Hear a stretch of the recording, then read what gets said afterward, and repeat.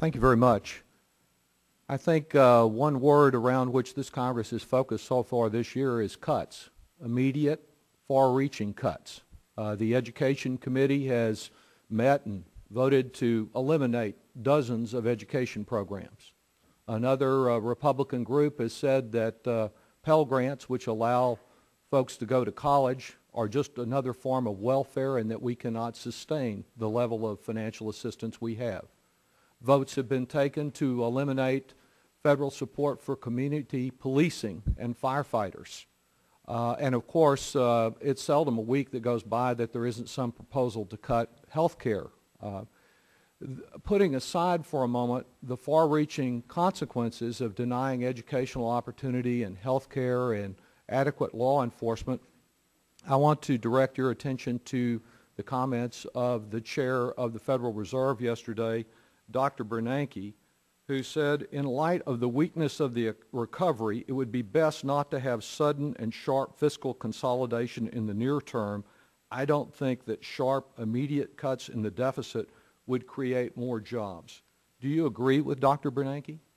Yes, I do, Congressman, and we have said the same thing ourselves on a number of occasions. I thought that was the case. So while we want more efficiency and we want to address these long-term costs, if these cuts are too dramatic, they not only will deny educational opportunity and health care security, but they will cause us to lose more jobs and have less economic growth.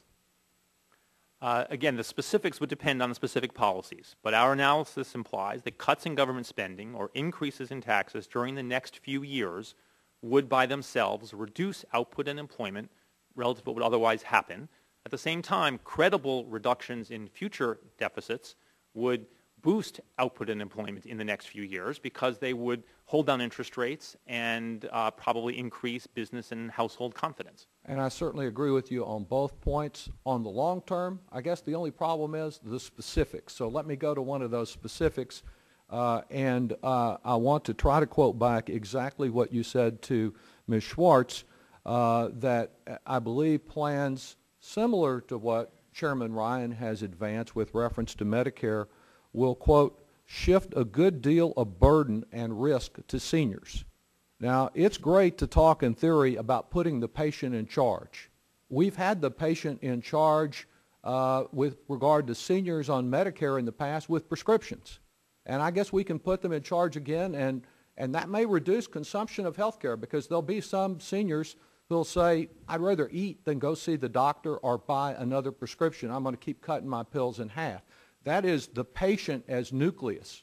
While you may reduce some consumption that way in Medicare, what I hear you saying is that we have an overall problem about rising health care costs that affects at different amounts at different times both the federal employee plan, Medicare, Medicaid, the Veterans Administration, and the private sector.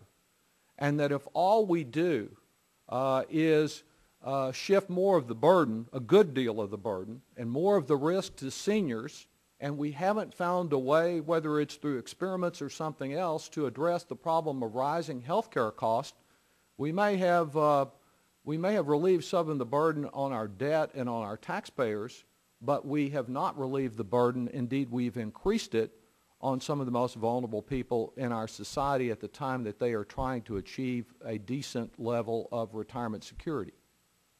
Would you agree with that?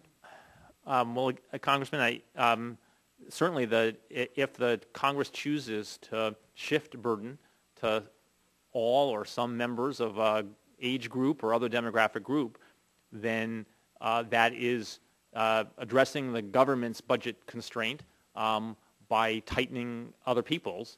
But I would just emphasize that almost any way I can think of to address the government's budget constraint involves tightening somebody's budget constraint. That, as I say, we are used to collecting a certain amount of revenue relative to GDP, which has varied over time, but hasn't shown much trend around this 18% mark. At the same time, we have government programs that provide certain sorts of benefits to older Americans, Social Security, Medicare, and Medicaid.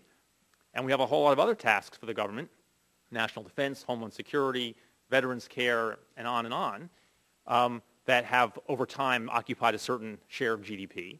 We cannot have all those same things together in the future.